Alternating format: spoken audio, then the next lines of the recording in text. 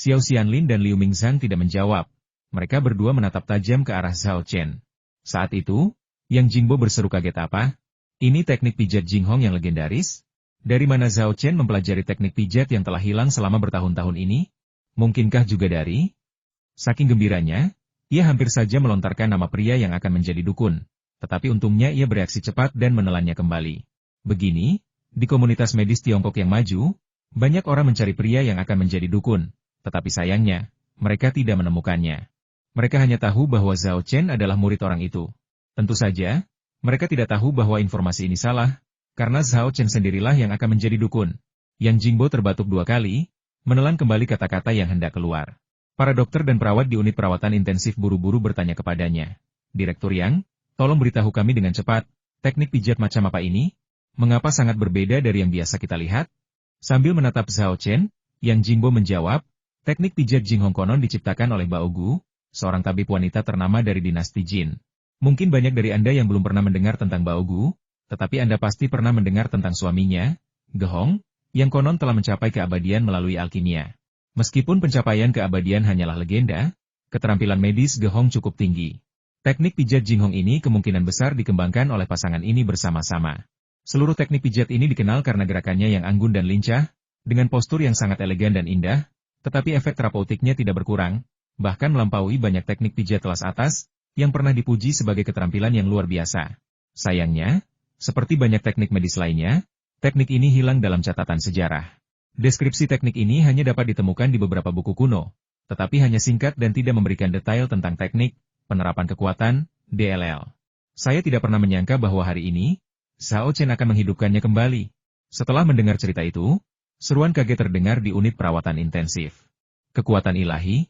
Benarkah itu luar biasa? Itu sebenarnya teknik pijat yang diciptakan oleh Gehong dan istrinya. Tak heran rasanya begitu transenden dan seperti dunia lain. Karena teknik pijat ini sudah lama hilang. Dari mana Zhao Chen mempelajarinya? Pertanyaan terakhir ini adalah pertanyaan yang membuat banyak orang penasaran. Yang Jingbo tetap diam, hanya bergumam dalam hati, guru Zhao Chen adalah seorang pria yang ingin menjadi dukun. Dia bahkan memiliki Huang Di Wai Jing. Apa yang aneh tentang dia yang mengetahui teknik pijat Jinghong yang hilang ini? Segera setelah itu, ia memusatkan perhatiannya, mengamati dengan saksama teknik pijat Zhao Chen. Sesekali berseru kaget gerakan ini. Pasti, pipa terbalik, dari teknik pijat angsa yang menakjubkan, kan? Lihat 10 jari itu bergerak dan mengetuk titik akupuntur, benar-benar terlihat seperti memainkan pipa. Wow, gerakan ini luar biasa. Bukankah ini disebut Immortal Pointing the Way? Ah, bukan, ini Sukin membawa pedang. Yang lain juga tercengang, bergumam takjub. Saya tak pernah membayangkan ada teknik pijat seindah dan seajaib ini di dunia. Ini sungguh membuka mata. Orang-orang begitu terpikat dengan teknik pijat Zhao Chen yang anggun dan anggun hingga mereka gagal menyadari bahwa, seiring pijatan berlanjut, kili yang awalnya kasar berangsur-angsur menjadi tenang, berhenti meronta dan menjerit. Setengah jam kemudian, pijatan berakhir. Sebelum selesai, tangan Zhao Chen berterbangan bak kupu-kupu di antara bunga-bunga, menepuk-nepuk tubuh kili dari ujung kepala hingga ujung kaki. Kemudian ia berhenti, mundur beberapa langkah, dan melepas sarung tangannya yang berlumuran salep. Orang-orang di unit perawatan intensif perlahan-lahan tersadar dan mulai mendiskusikan situasi tersebut dengan bersemangat. Itu saja, pijatan itu sangat indah. Tetapi apa efeknya? Entahlah. Tunggu dulu, kenapa kili tidak meronta atau menjerit lagi? Mungkinkah dia meninggal karena jarum suntik menembus trakea dan jantungnya? Tidak mungkin. Kalau ada yang benar-benar mati, itu akan jadi masalah besar. Wajah Xiao Xianlin menjadi muram, dan dia berteriak, jangan bicara omong kosong. Lihat baik-baik, dada kili masih naik turun, artinya dia masih bernapas. Liu Mingzhang mengangguk dan berkata, jika kili tidak meronta atau berteriak, ada kemungkinan lain penyakitnya sudah jauh lebih baik. Kata-kata ini segera menyebabkan unit perawatan intensif, yang baru saja tenang, kembali bergemuruh dalam kegembiraan. Apa? Apakah kondisi kili sudah membaik secara signifikan? Apakah itu mustahil? Mereka menyembuhkan penyakit yang tak tersembuhkan ini hanya dengan pengobatan Tiongkok oral dan topikal, akupuntur, dan pijat. Michael dan istrinya tidak begitu mengerti bahasa Mandarin dan tidak bisa memahami apa yang dibicarakan semua orang. Mereka gelisah seperti semut di atas piring panas, berulang kali bertanya dalam bahasa Inggris, apa yang kalian bicarakan? Bagaimana kabar putriku?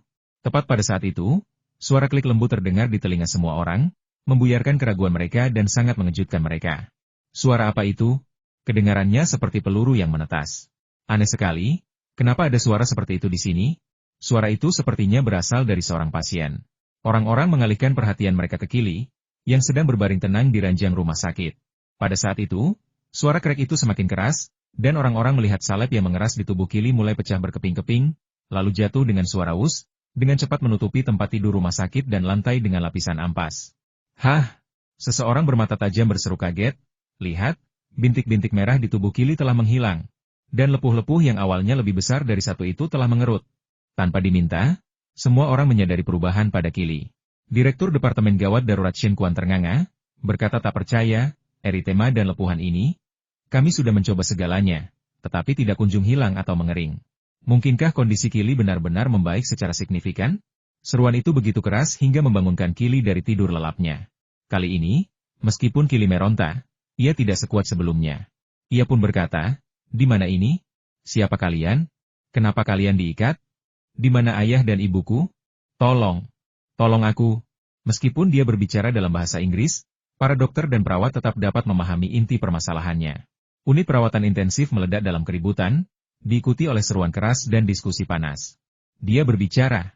Dia tidak hanya mulai berbicara, tetapi dia juga berbicara dengan jelas dan logis. Tidak seperti sebelumnya ketika dia hanya berteriak dan menjerit secara acak atau hanya bisa mengucapkan kata-kata sederhana seperti makan dan darah. Sepertinya dia sudah sadar kembali. Mungkinkah Zhao Chen benar-benar menyembuhkannya? Michael dan istrinya bergegas ke samping tempat tidur. Suara mereka tercekat karena haru saat mereka berkata, "Putriku sayang, ayah dan ibu ada di sini. Bisakah kamu mengenali kami? Bagaimana kabarmu?" Kili bertanya dengan bingung. "Ibu dan ayah, tentu saja aku mengenali kalian. Kenapa kalian bertanya? Aku merasa sangat lelah dan kesakitan. Lagi pula, kenapa kalian mengikatku? Apa salahku? Putriku sayang, kau tidak melakukan kesalahan apapun. Aku akan melepaskan ikatannya sekarang juga." Meskipun berkata begitu, Michael tidak langsung melakukannya. Ia malah menoleh dan menatap Zhao Chen dengan tatapan penuh tanya. Setelah melihat Zhao Chen mengangguk setuju, barulah ia pergi dan melepaskan ikatannya. "Jangan lepaskan dia dulu." Seseorang mencoba menghentikan mereka. Adegan Kili yang mengamuk dan menggigit sebelumnya terlalu mengerikan dan mengerikan. Ia khawatir jika ikatannya dilonggarkan, Kili akan mengamuk lagi, dan akan sulit mengendalikannya. Bahkan mungkin akan ada beberapa korban. Zhao Chen berkata, "Tidak apa-apa. Api racun yin dalam tubuh Kili telah dipaksa keluar dan dinetralkan. Dengan kata lain, sindrom vampirnya telah sembuh. Namun, selama sakitnya, cairan yin-nya sangat terkuras, dan kulitnya juga terluka parah, jadi dia masih membutuhkan perawatan lebih lanjut untuk pulih sepenuhnya." Meskipun sebelumnya sudah ada spekulasi, semua orang masih merasa sulit untuk percaya setelah mendengar pengakuan pribadi Zhao Chen sindrom vampir Kili benar-benar sudah sembuh total. Sebenarnya, mudah untuk memverifikasi ini. Zhao Chen tersenyum dan berkata, pasien yang menderita sindrom vampir akan menjadi kejam dan tidak dapat mengenali anggota keluarga mereka sendiri, haus darah, dan takut sinar matahari dan hal-hal lainnya. Sambil berbicara, ia berjalan ke jendela unit perawatan intensif, mengulurkan tangan dan membuka tirai gelap sepenuhnya. Sinar matahari langsung masuk melalui jendela. Meskipun hari sudah hampir sore, berdasarkan pengalaman sebelumnya, terik matahari sore masih saja menimbulkan kerusakan besar pada Kili, membakar bintik-bintik merah dan lepuhan yang tak terhitung jumlahnya di sekujur tubuhnya. Namun kali ini, Kili yang bermandikan sinar matahari tampak tak ada yang salah. Sebaliknya, ia tampak menikmati sinar matahari, bergumam lirih, enak sekali rasanya berada di bawah sinar matahari. Mereka benar-benar tidak takut lagi pada matahari. Seru orang-orang dengan terkejut. Zhao Chen mengambil kantung plasma darah yang belum terpakai sebelumnya dari meja peralatan, berjalan mendekati Kili, melambaikannya, dan berkata dalam bahasa Inggris, "Saya punya darah manusia di sini. Apakah Anda mau?" "Darah manusia? Menjijikan sekali. Aku tidak mau meminumnya."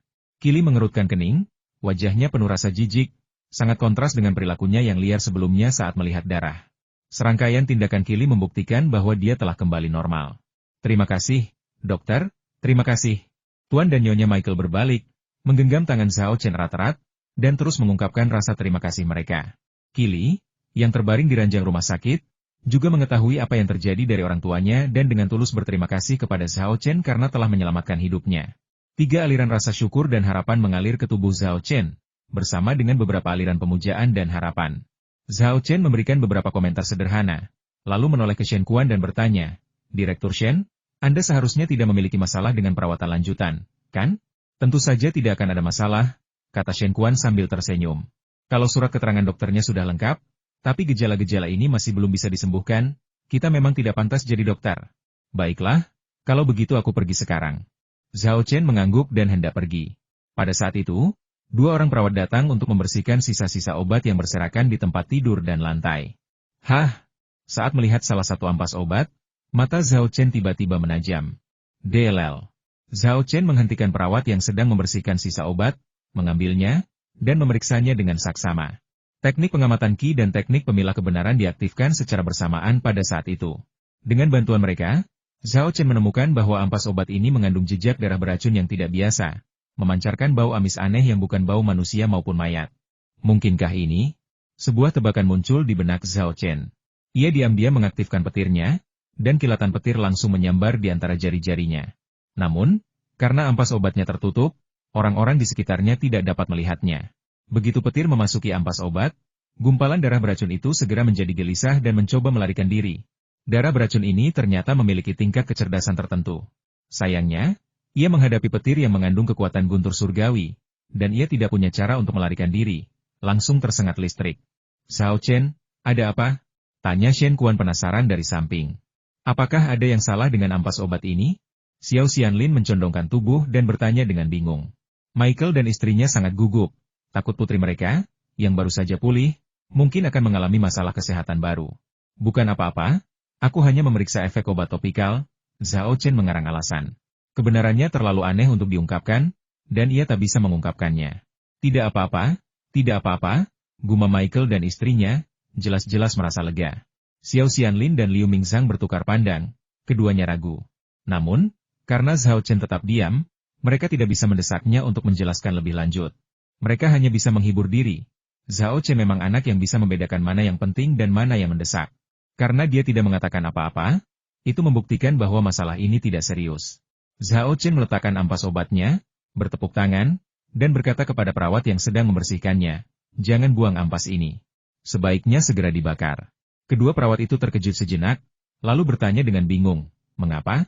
Zhao Chen menjawab, ampas ini mengandung darah beracun yang dikeluarkan dari tubuh Qili, dan agak menular. Membakarnya adalah tindakan terbaik.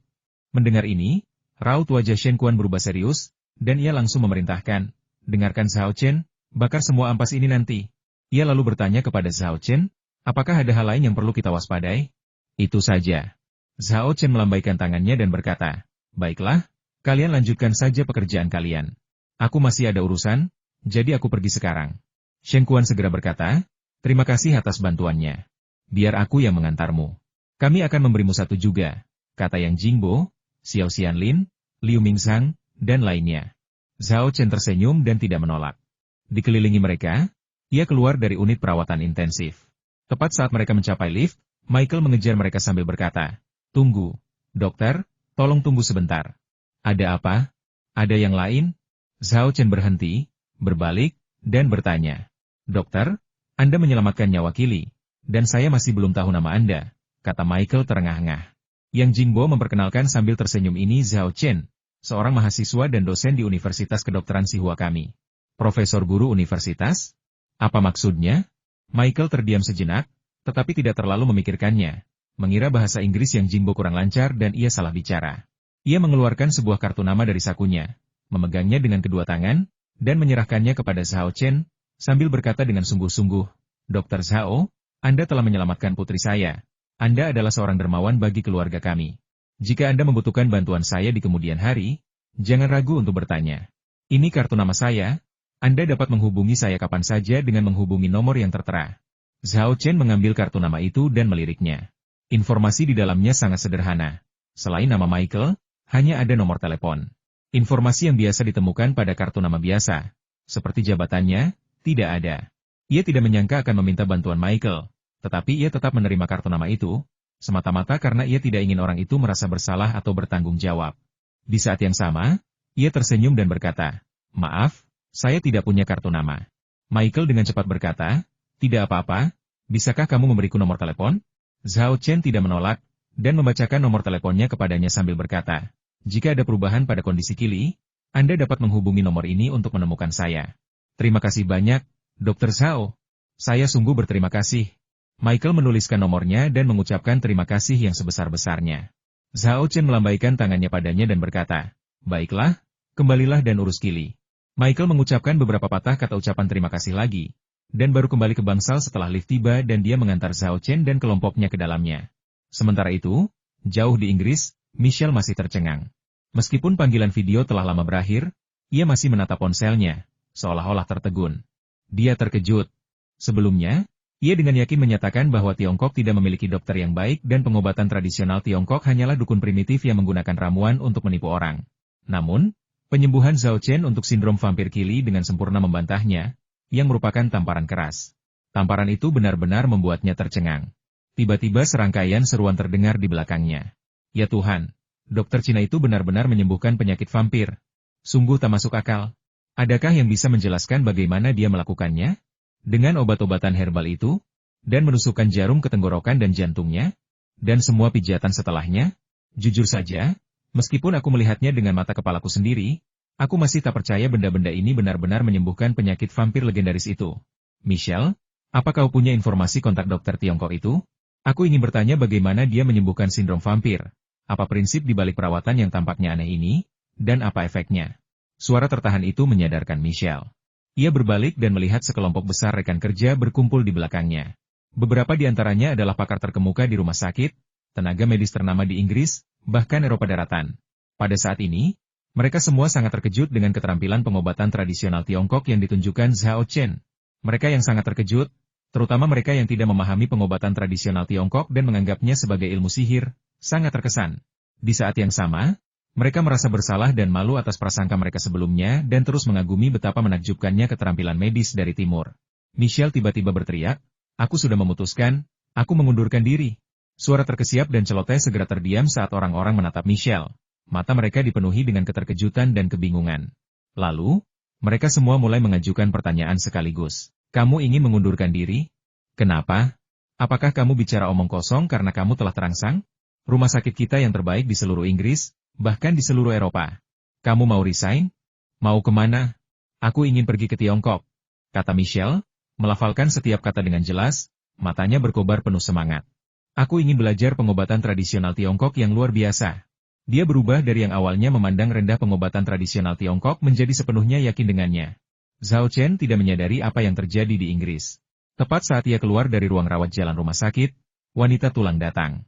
Begitu melihatnya, Zhao Chen berpamitan kepada Shen Quan, Xiao Xianlin, dan yang lainnya yang mengantarnya guru-guru. "Tidak perlu mengantar saya. Mobil saya sudah diparkir di sini. Silakan masuk dan pergi." Shen Quan tersenyum dan berkata, "Baiklah, aku tidak akan mengantarmu. Hati-hati di jalan. Anggap saja ini sebagai bantuanku. Aku akan mentraktirmu makan kalau ada waktu." Zhao Chen mengangguk dan menjawab, "Baiklah, saya akan menunggu guru Shen memanggil saya." Xiao Xianlin memuji, "Keahlian medismu telah meningkat pesat. Kau bahkan telah menguasai teknik pijat yang luar biasa. Kau sungguh pantas menjadi muridnya." Liu Mingzhang menimpali, "Guru yang hebat menghasilkan murid yang hebat. Tentu saja, bakatmu sungguh menakjubkan. Hanya dalam beberapa bulan, keterampilan medismu telah meningkat pesat. Mungkin, bahkan sebelum lulus, kau akan melampaui kami, orang-orang tua." "Tidak, kau sudah melampaui kami. Rencana perawatan kami untuk api racunin tidak memiliki efek ajaib sepertimu." Zhao Chen melambaikan tangannya berulang kali, berkata dengan rendah hati, "Penatua Liu, kau terlalu menyanjungku. Aku kebetulan tahu cara mengobati api racunin. Dalam hal keterampilan medis, aku jauh lebih rendah daripada kau dan Penatua Xiao." Liu Mingzhang tertawa dan berkata, "Kamu anak yang baik dalam segala hal, kecuali kamu terlalu rendah hati." Xiao Xianlin berkata, "Menjadi rendah hati itu baik. Kerendahan hati membantu orang berkembang. Jika kita menjadi sombong dan merasa hebat hanya karena memiliki beberapa keterampilan, meskipun kita berbakat, kemajuan kita di masa depan akan sangat terbatas." Pujian bolak-balik dari kedua pakar senior itu membuat Zhao Chen merasa malu. Saat itu, Yang Jingbo angkat bicara Zhao Chen, "Aku tidak menyetir. Bisakah kau mengantarku kembali ke sekolah? Ada yang ingin kukatakan padamu di jalan." "Tidak masalah." Zhao Chen mengangguk, membuka pintu mobil, mempersilakan Yang Jingbo masuk, melambaikan tangan kepada Xiao Xianlin dan yang lainnya, lalu masuk ke dalam mobil. "Bawa direktur yang kembali ke sekolah dulu," perintah Zhao Chen kepada wanita tulang. Setelah mobil meninggalkan rumah sakit afiliasi Universitas Kedokteran Sihua, ia bertanya, "Direktur Yang, apa yang ingin Anda bicarakan dengan saya?" Yang Jingbo berkata dengan ekspresi serius ketika kita tampil di depan umum di Shanghai dan menghadapi tantangan dari beberapa dokter kampo Jepang yang terkenal. Bukankah kamu mengatakan bahwa kamu tidak membutuhkan mereka untuk menantangmu, dan bahwa kamu akan datang kepada mereka satu persatu dan menantang mereka nanti? Zhao Chen mengangguk. Itu benar. Apa yang terjadi? Yang Jingbo menjawab, kamu belum tahu situasinya? Ya, kamu baru turun gunung hari ini, jadi wajar saja kalau kamu tidak tahu. Kemarin adalah hari konferensi kedokteran kampo Jepang ke-28. Ketika seorang reporter mewawancarai dokter-dokter kampo ternama di Osaka, ia menyinggung hal ini. Akibatnya, beberapa dokter kampo ternama mengejek mukmu, mengatakan bahwa kamu hanya membual dan tidak berani pergi ke Jepang untuk menantang mereka. Zhao Chen mengangkat alisnya dan mencibir. Dari mana orang-orang ini mendapatkan kepercayaan diri mereka? Kau pikir aku takut pada mereka dan tidak berani menantang mereka? Lelucon apa ini? Yang Jingbo melanjutkan, mereka juga mengatakan bahwa fakta bahwa Anda tidak bertindak selama berhari-hari adalah bukti kepengecutan dan pengakuan kekalahan. Wawancara ini tidak hanya disiarkan di berita televisi Jepang, tetapi juga disiarkan kembali ke Tiongkok melalui internet. Banyak orang di dunia maya yang membahas hal ini. Meskipun kebanyakan orang masih rasional dan berpikir bahwa Anda tidak pergi karena ada urusan, masih ada sekelompok orang yang berpikir bahwa orang Jepang benar, bahwa Anda hanyalah seorang pengecut yang suka bicara besar, dan mereka mengkritik Anda di Weibo Anda.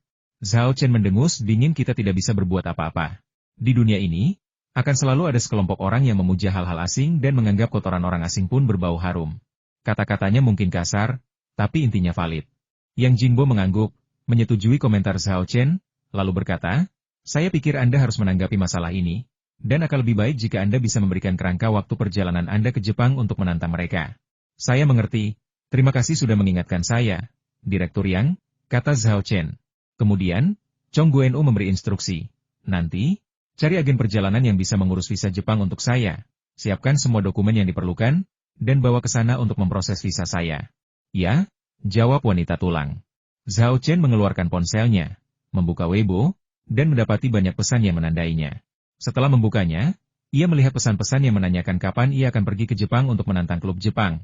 Tangkapan layar berita Jepang yang mempertanyakan apakah ia benar-benar akan mundur, dan beberapa troll tak berakal yang menghinanya.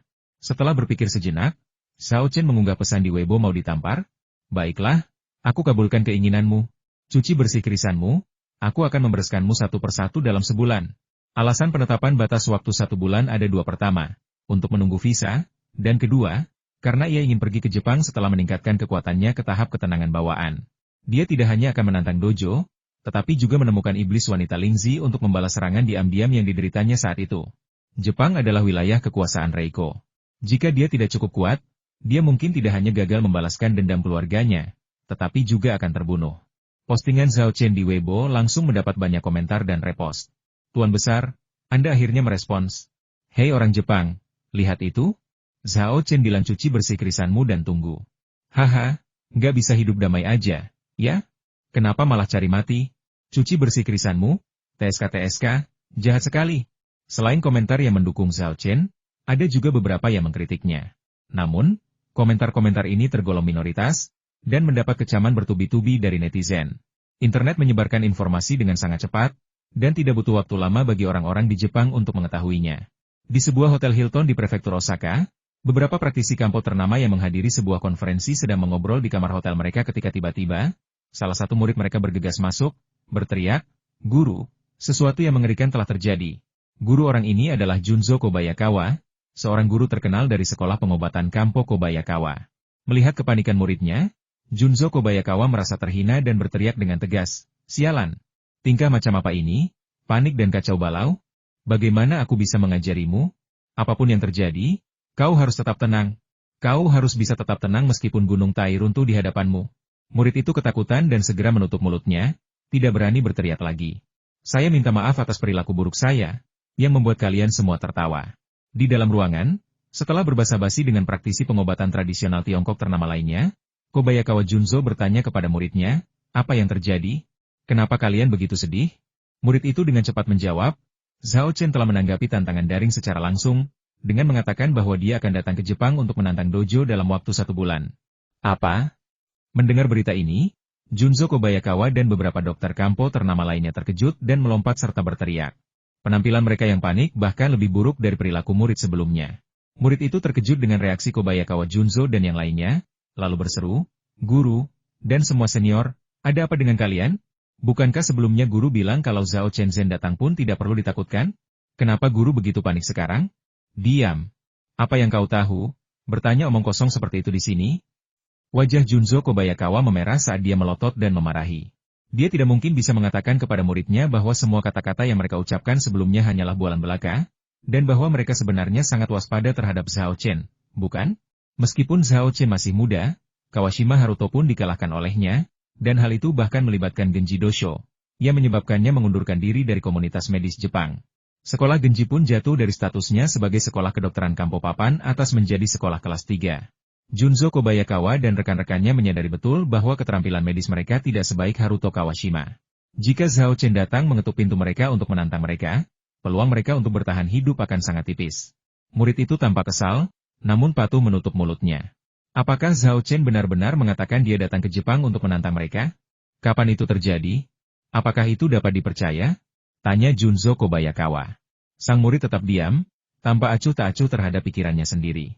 Marah karenanya, Junzo Kobayakawa melangkah maju dan menendang pantatnya sambil berteriak, "Aku bertanya padamu, kamu tuli atau bisu?"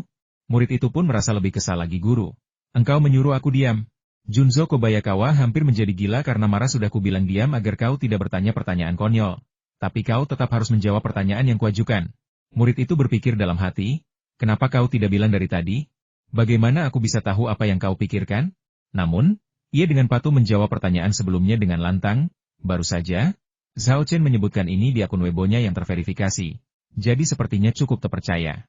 Sambil berbicara, ia mengeluarkan ponselnya, membuka halaman Weibo Zhao Chen, dan menyerahkannya kepada Kobayakawa Junzo. Beberapa praktisi pengobatan tradisional Tiongkok ternama lainnya juga berkumpul, melihat konten di Weibo milik Zhao Chen. Di Jepang, banyak orang yang mempelajari pengobatan Kampo memiliki pengetahuan bahasa Mandarin, yang memungkinkan mereka mengakses langsung teks-teks medis Tiongkok kuno. Lagi pula, literatur medis terjemahan pasti berbeda dari teks aslinya. Jadi sebaiknya belajar dari teks asli Tiongkok. Junzo Kobayakawa dan yang lainnya memiliki tingkat kemahiran bahasa Mandarin yang tinggi. Mereka mungkin sedikit lemah dalam hal mendengar dan berbicara, tetapi mereka tidak memiliki masalah dalam memahami bahasa Mandarin. Setelah membaca postingan Zhao Chen di Weibo, ruangan menjadi hening sejenak, kemudian semburan kecaman pun meletus.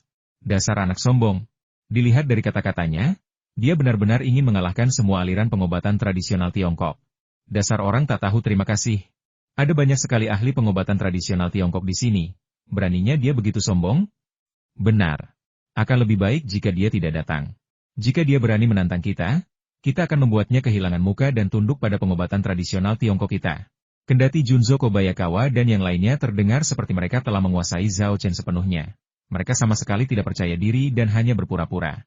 Setelah berteriak-teriak sejenak untuk meningkatkan semangatnya, Kobayakawa Junzo akhirnya teringat hal penting itu dan buru-buru berkata, "Kita harus segera memberitahu ketua tentang berita ini dan memintanya untuk memperingatkan semua sekolah pengobatan Kampo.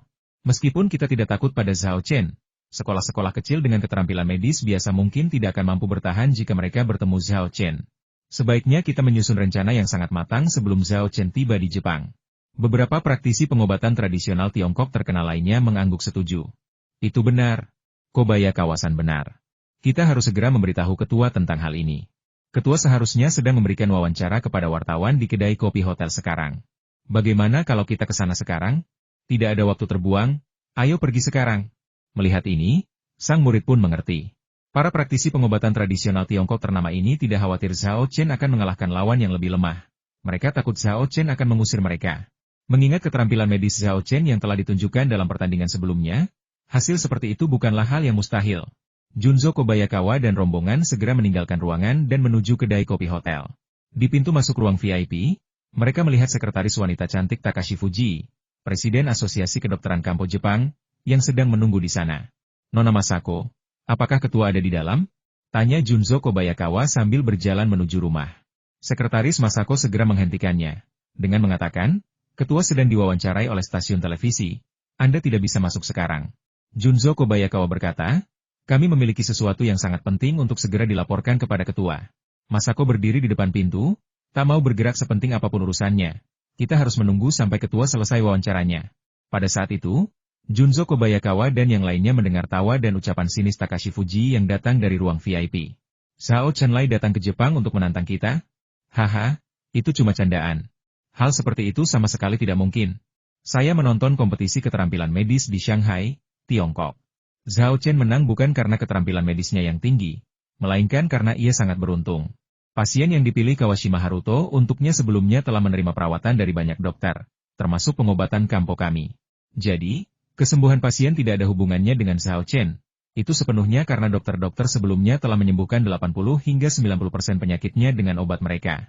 Dalam keadaan seperti itu, bahkan jika Zhao Chen tidak mengobatinya, ia akan pulih dengan sendirinya dalam waktu singkat. Tapi penyakit Kawashima Haruto adalah penyakit aneh yang menyerang tiba-tiba dan sulit disembuhkan dalam waktu singkat. Zhao Chen sendiri tahu ini. Jadi setelah kompetisi, ketika praktisi pengobatan tradisional Tiongkok kita yang terkenal menantangnya, dia tidak berani menerimanya. Akhirnya, ketika dia didorong hingga batas kemampuannya, dia dengan sombong mengklaim akan datang ke Jepang untuk menantang mereka. Padahal, dia tidak akan pernah berani melakukan itu, tidak akan pernah. Jika dia benar-benar datang ke Jepang untuk menantang mereka, maka saya akan. Di luar pintu, ekspresi Junzo Kobayakawa dan yang lainnya berubah drastis setelah mendengar ini. Mereka mendorong Masako dan bergegas masuk, menyela kata-kata Takashi Fuji. Fuji Takashi sedang asyik pamer ketika ia diganggu, yang membuatnya sangat kesal. Wajahnya muram, dan ia bertanya, Kobayakawa-san, apa yang sedang kamu lakukan? Junzo Kobayakawa segera menghampirinya dan berbisik, Ketua, saya baru saja menerima kabar bahwa Zhao Chen telah angkat bicara. Dia bilang akan datang ke Jepang untuk menantang kita dalam waktu sebulan. Apa? Fuji Takashi terkejut. Benarkah? Kau yakin? Junzo Kobayakawa mengangguk dan menjawab. Dikonfirmasi. Wajah Fuji Takashi berubah pucat dan memerah. Satu-satunya penghiburannya adalah ia tidak mengucapkan bendera secara tiba-tiba. Kalau tidak, ia pasti akan kehilangan muka. Meski begitu, ia masih merasa seperti ditampar Zhao Chen. Tepat saat kami bilang Zhao Chen tidak punya nyali untuk datang, dia mengumumkan bahwa dia akan datang ke Jepang untuk menantang kami dalam waktu sebulan. Apalagi kalau bukan tamparan di wajah? Ketua Fuji, apa yang terjadi? Reporter wanita cantik itu memperhatikan Fuji Takashi yang sedang melamun dan langsung menyadari ada sesuatu yang terjadi. Jadi ia buru-buru bertanya. Fuji Takashi memaksakan senyum bukan apa-apa. Oh, ya, asosiasi pengobatan kampo kita ada rapat, dan sudah waktunya. Saya harus bergegas dan memimpin rapat. Bu Asami, sekian untuk wawancara hari ini. Kita bisa bicara lagi lain kali kalau ada kesempatan. Setelah mengatakan itu, Fuji Takashi bangkit dan pergi. Awalnya ia berencana untuk mentraktir reporter cantik itu makan malam dan menonton film setelah wawancara, dan berharap bisa mengobrol lebih mendalam. Tetapi kini ia sama sekali tidak tertarik dengan hal itu. Asami tertegun sejenak. Saat ia tersadar, Fuji Takashi sudah keluar dari ruang VIP. Ia buru-buru mengejarnya sampai ke pintu dan berseru, Presiden Fuji, mohon tunggu sebentar. Fuji Takashi tidak berhenti. Sebaliknya, dia berjalan lebih cepat. Mami, apa yang harus kita lakukan sekarang? Tanya fotografer di sebelahnya. Mata Mami berbinar-binar karena kegembiraan. Alih-alih kecewa, ia justru sangat gembira Presiden Fuji pergi terburu-buru. Pasti ada sesuatu yang besar terjadi. Cepat, pikirkan sesuatu yang bisa membuatnya begitu gugup. Mungkin itu berita besar. Bagaimana kau bisa tahu hal ini? Kata fotografer itu dengan ekspresi sedih. Mami mengabaikannya, merenung dan bergumam dalam hati. Baru saja, aku bertanya kepada Ketua Fuji tentang Zhao Chen ketika orang-orang itu bergegas masuk dan menyelanya. Kalau tidak salah, mereka semua adalah tabib kampo yang terkenal, kan? Matanya tiba-tiba berbinar, mungkinkah ini tentang Zhao Chen? Memikirkan hal ini, dia segera mengeluarkan ponselnya dan mencari informasi relevan di internet. Anehnya, dia benar-benar menemukannya. Zhao Chen mengunggah di Weibo bahwa dia akan datang ke Jepang dalam sebulan untuk menantang sekolah kedokteran kampo. Jadi begitulah, tidak heran mereka begitu gugup. Namun, dilihat dari reaksi mereka, meskipun mereka bilang Zhao Chen biasa saja, mereka tetap sangat waspada terhadap pria Tiongkok ini. Haha, kabar baik. Ayo kita kembali ke stasiun TV sekarang. Mami merasa dia telah menemukan berita besar dan harus melaporkannya sebelum rekan-rekannya mengetahuinya.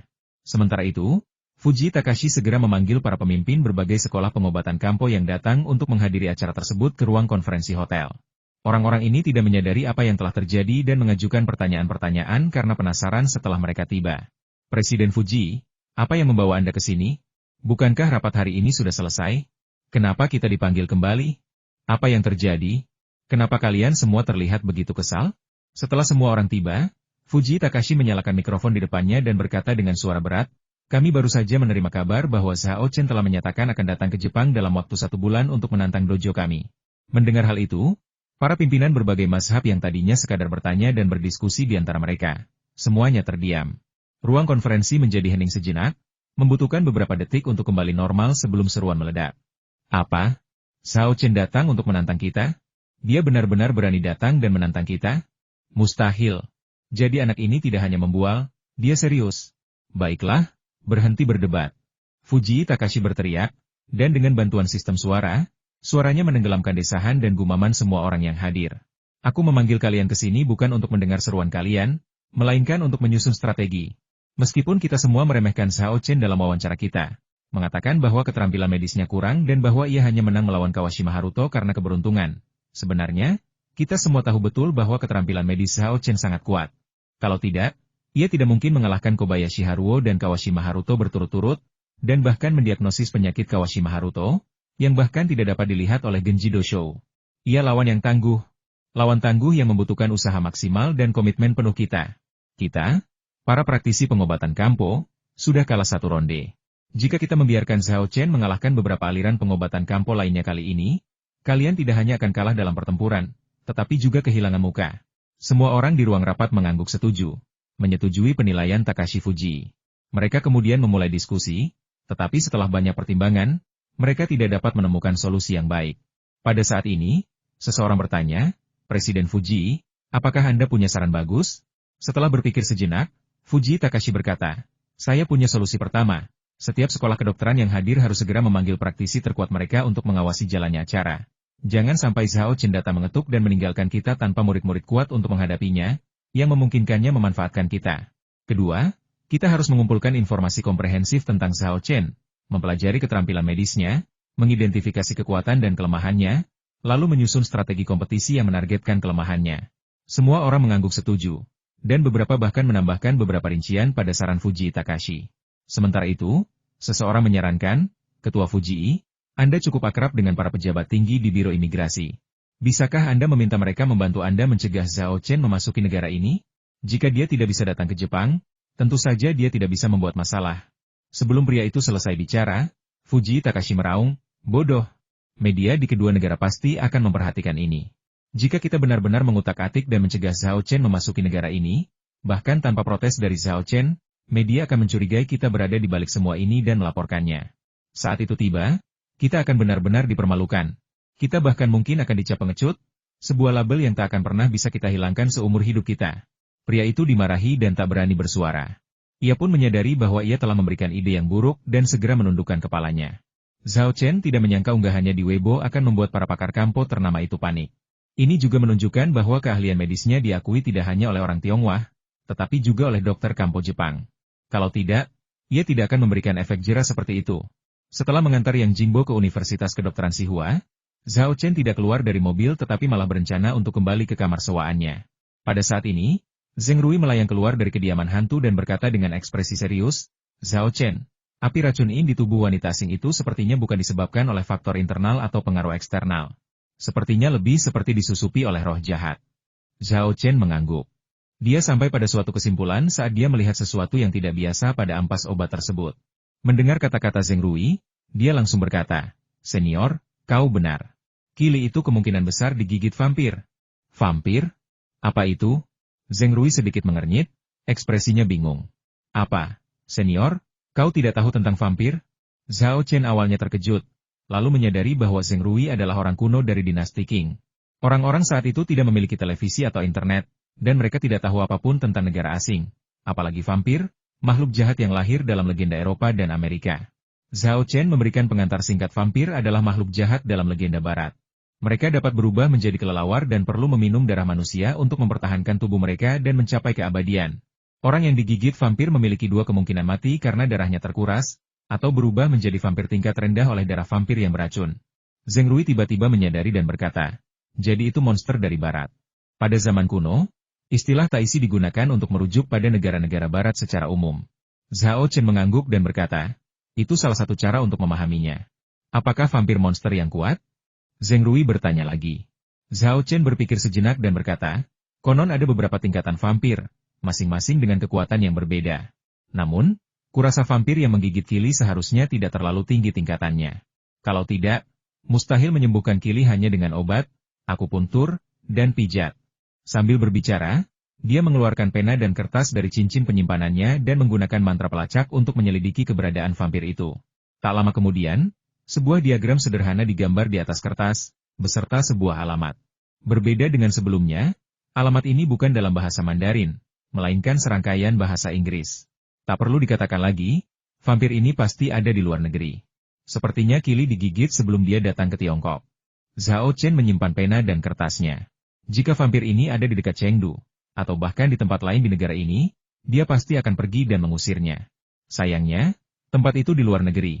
Pertama, terlalu jauh, dan kedua, tidak mudah untuk sampai ke sana. Kudengar ada kultivator di luar negeri, seperti biksu atau ksatria templar. Biar mereka yang menangani vampir ini, kata Zhao Chen dengan sedikit penyesalan. Sejujurnya, ia sangat ingin melihat seberapa kuat vampir yang selama ini digembar-gemborkan orang asing sebagai sesuatu yang luar biasa itu. Namun, ada yang aneh. Mengapa seorang vampir mau menjadikan Kili sebagai pelayannya? Apakah ada yang istimewa dari Kili? Setelah bergumam sejenak, Zhao Chen menggelengkan kepala dan mengesampingkan masalah itu untuk sementara waktu. Keesokan harinya, ketika Zhao Chen tiba di sekolah, dia dikelilingi oleh Liu Zuo, Wang Rongfeng, dan Wu Yan, yang membombardirnya dengan pertanyaan kakak ketiga, apakah kamu benar-benar berencana pergi ke Jepang untuk menantang mereka dalam waktu sebulan? Benar sekali. Zhao Chen mengangguk. Haha. Seperti yang diharapkan dari orang-orang di asrama 301 kita, kalian hebat. Puji Liu Ju sambil mengacungkan jempol. Wang Rongfeng berkata, orang Jepang sangat arogan beberapa hari yang lalu. Tapi setelah postinganmu di Weibo, mereka semua terdiam. Haha, sungguh memuaskan.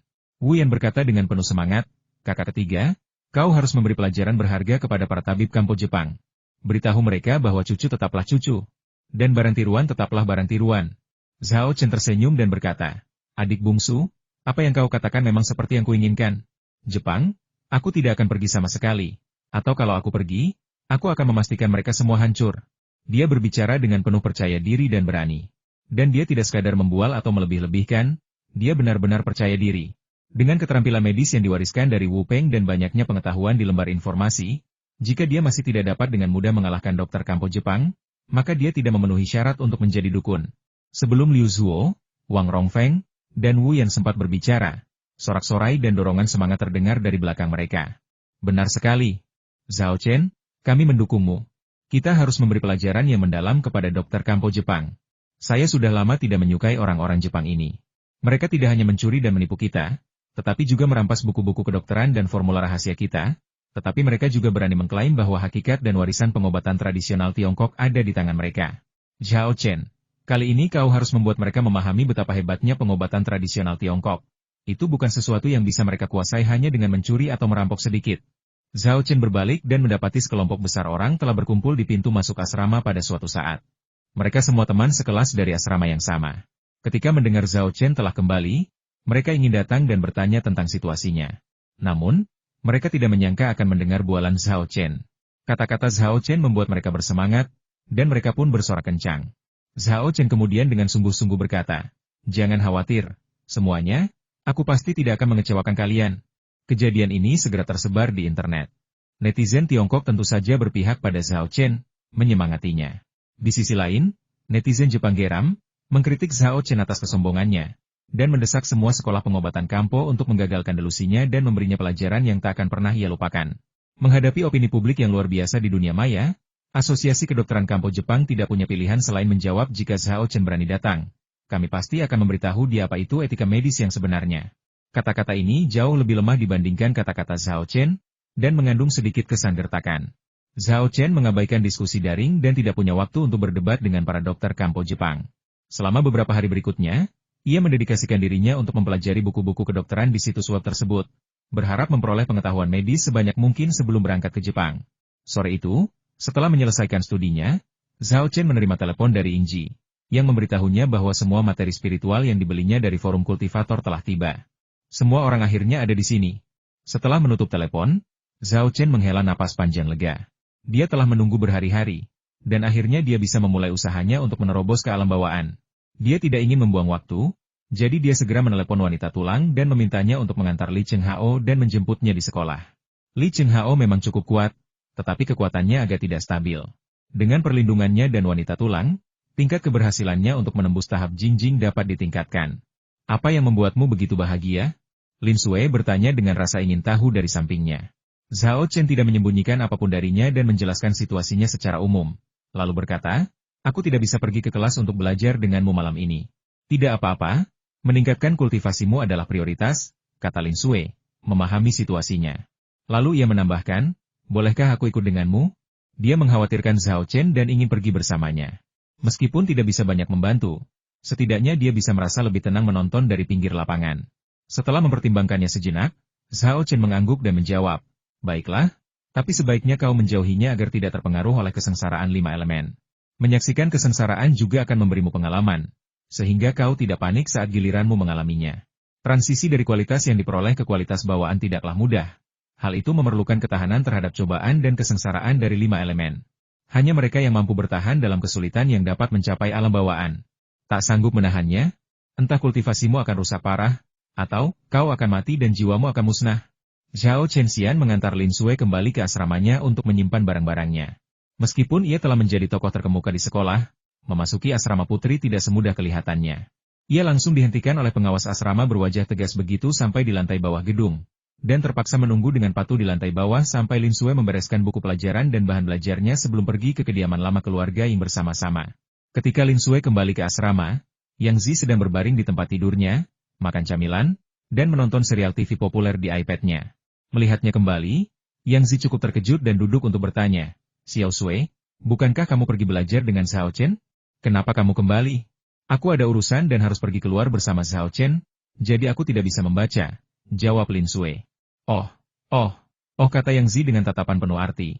Lalu tersenyum nakal, ini seperti kayu kering yang bertemu api yang berkobar, jadi kamu akan pulang malam ini? Oh, dan ngomong-ngomong, pastikan kamu berhati-hati, jangan sampai ada yang hamil. Lin Sui tersipu dan berkata dengan kesal, omong kosong apa yang kau bicarakan? Kita akan mengurus urusan penting. Yang Zi mengangkat bahu dan berkata sambil menyeringai, apa yang kukatakan juga urusan serius. Lin Sui memelototinya dan berkata, pikiranmu terlalu kotor, aku tidak mau bicara denganmu.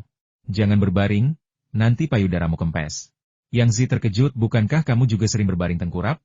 Lin Sui sudah sampai di pintu masuk asrama ketika mendengar ini.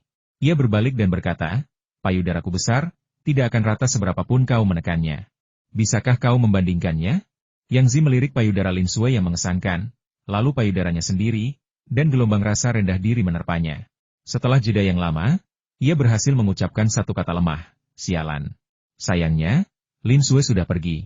Ia segera melompat dari tempat tidur, berlari ke jendela, dan berteriak pada Lin Sui, yang sedang berjalan keluar sekolah bersama Zhao Chen di lantai bawah. Sui kecil, tunggu saja.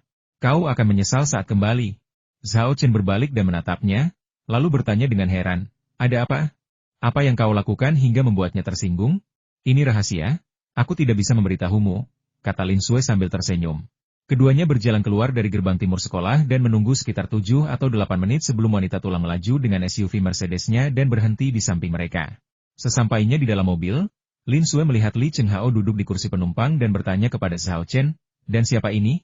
Zhao Chen memperkenalkan, ini Li Chenghao, roh beruang hitam, yang saat ini menjabat sebagai manajer penjualan pangkalan penanaman ramuan obat Cina.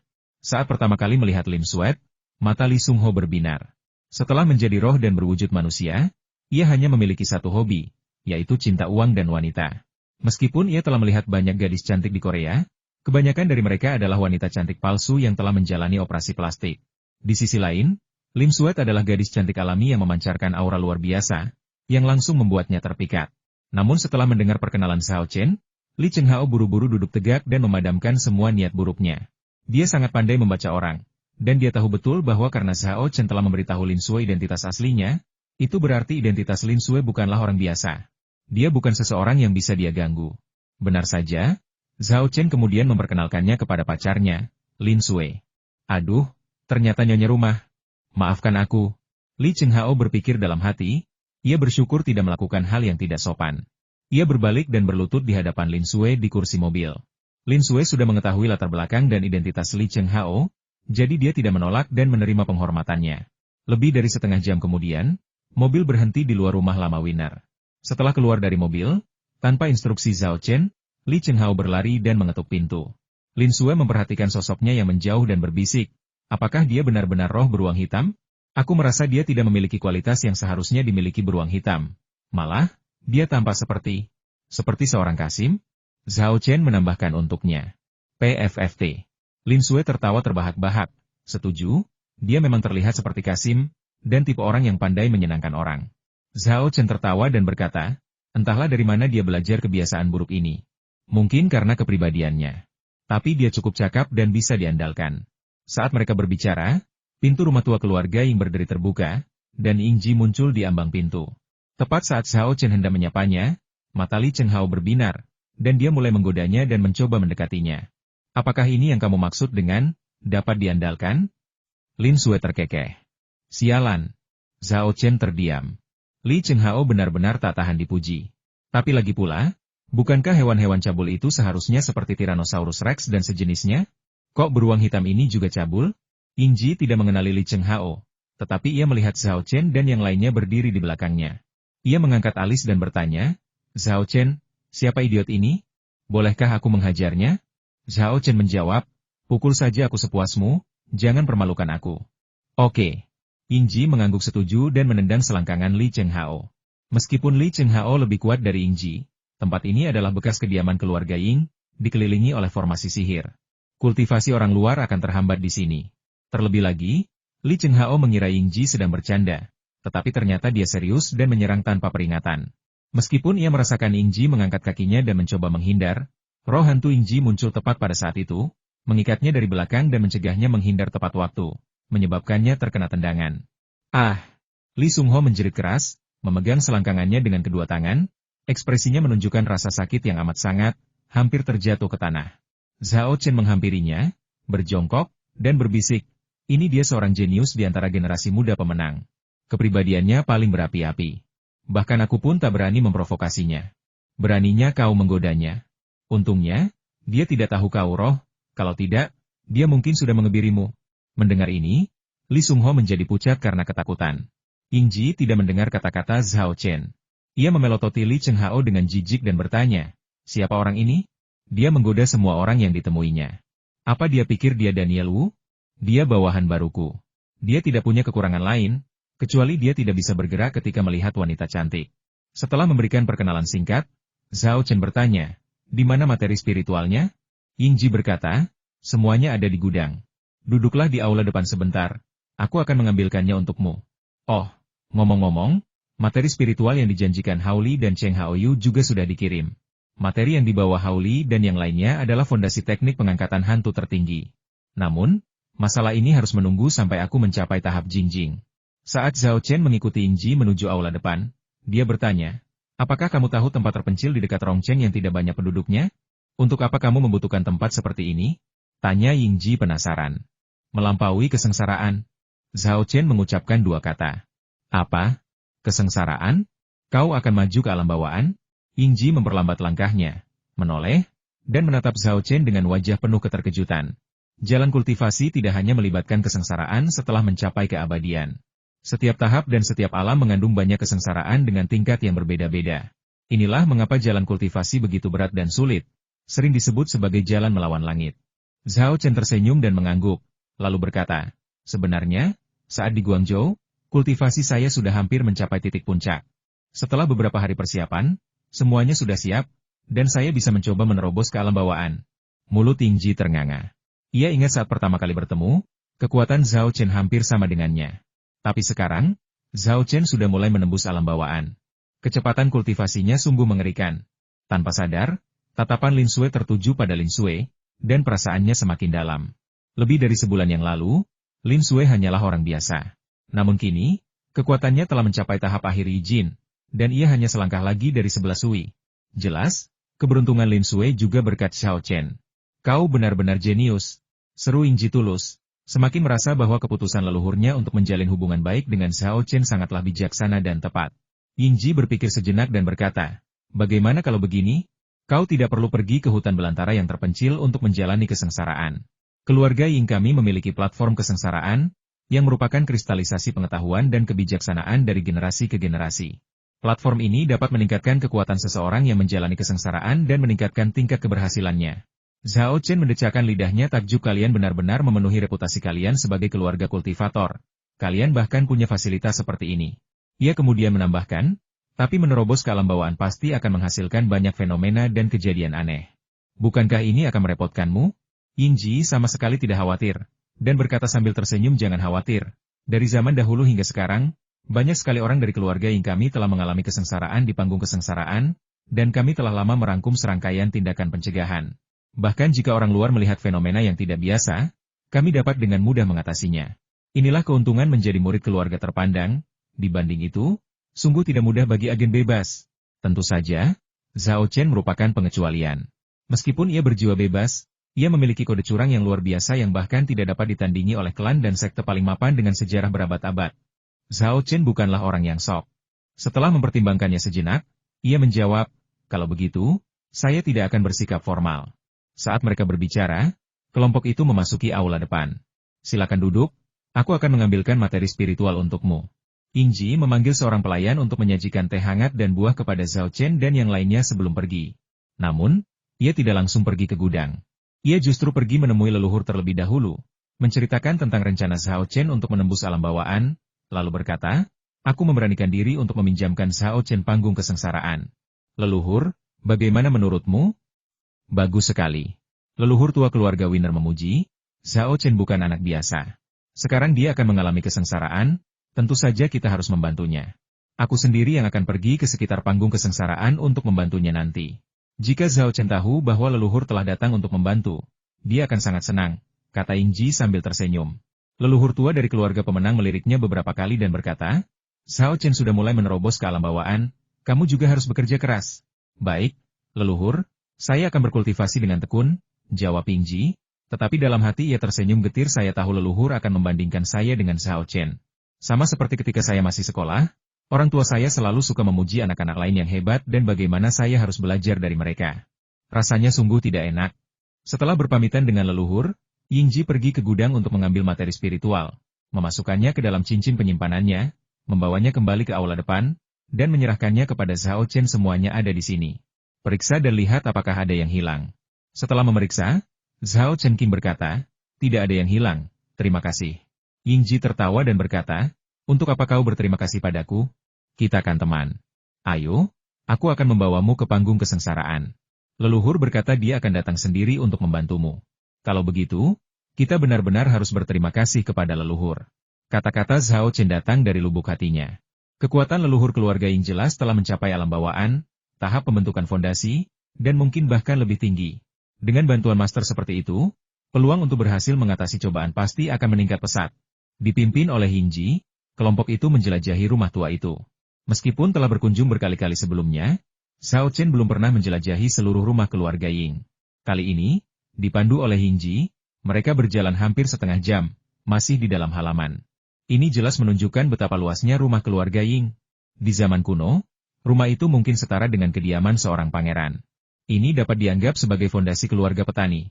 Dipimpin oleh Yingji, rombongan tiba di sebuah ruang terbuka seluas 2 lapangan sepak bola. Di tengah ruang terbuka itu berdiri sebuah panggung yang terbuat dari batu giok. Desainnya sederhana, dan pengerjaannya tidak terlalu indah, tetapi dipenuhi dengan berbagai rune dan mantra misterius, membuatnya jelas sekilas bahwa itu bukanlah benda biasa. Apakah itu panggung kesengsaraan? Tanya Zhao Chen. Benar.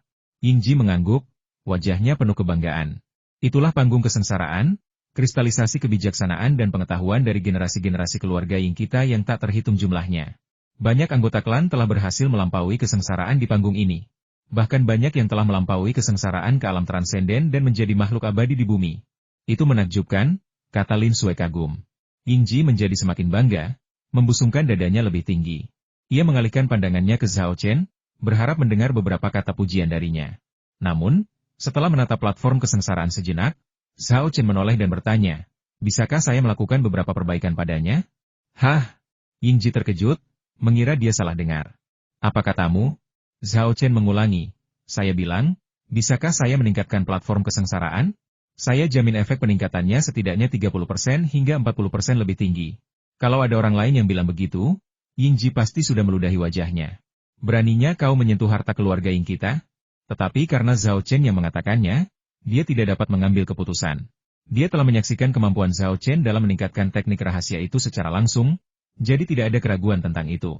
Namun, platform kesengsaraan ini adalah harta karun sang pemenang, dan juga merupakan hasil dari pengerjaan teliti yang tak terhitung jumlahnya dari generasi ke generasi. Saya tidak berani mengatakan ini sempurna, tetapi bukan berarti Zhao Chen dapat menemukan cara untuk memperbaikinya hanya dengan beberapa kali melihatnya. Kau serius? Kau tidak bercanda? Tanya Yingji. Setelah menerima jawaban positif dari Zhao Chen, ia menambahkan, aku tidak bisa mengambil keputusan ini sendiri. Ini perlu dilaporkan kepada leluhur agar beliau yang memutuskan. Zhao Chen mengungkapkan pemahamannya kalau begitu, aku akan merepotkanmu untuk memberitahu leluhur sekarang. Yingji mengangguk, mengeluarkan ponselnya, dan menelepon kepala keluarga Ying. Leluhur pemenang sedang dalam perjalanan menuju panggung kesengsaraan. Ia tidak sendirian, ia ditemani oleh beberapa pakar pemenang. Orang-orang ini dipanggil olehnya untuk membantu Zhao Chen menerobos ke alam bawaan. Sekelompok orang berjalan sambil tertawa, menciptakan suasana yang meriah. Tak lama kemudian, telepon lelaki tua itu berdering. Hah, kenapa Yingji yang menelepon?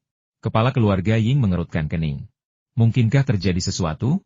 Ia buru-buru menekan tombol jawab dan bertanya, JR, ada apa? Leluhur, ada sesuatu yang perlu aku laporkan kepadamu. Yingji menyampaikan apa yang baru saja dikatakan Zhao Chen.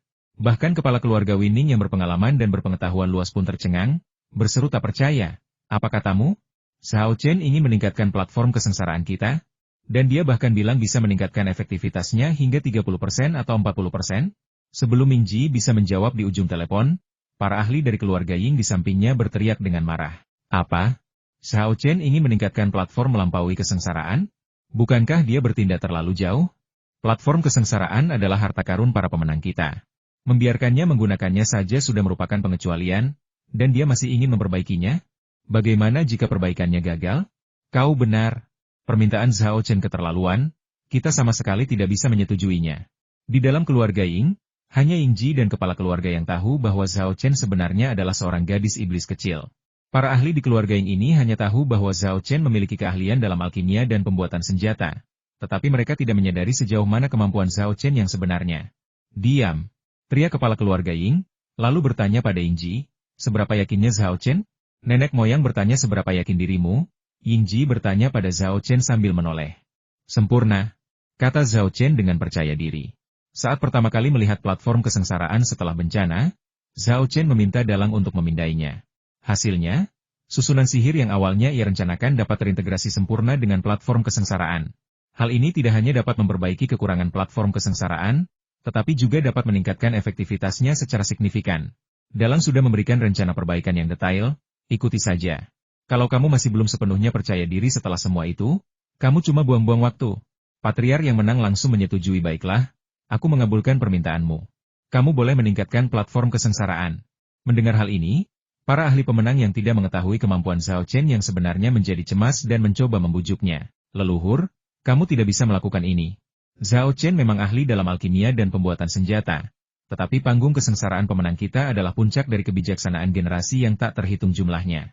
Bagaimana mungkin dia bisa menyempurnakannya? Ya, leluhur, platform kesengsaraan itu sangat berharga.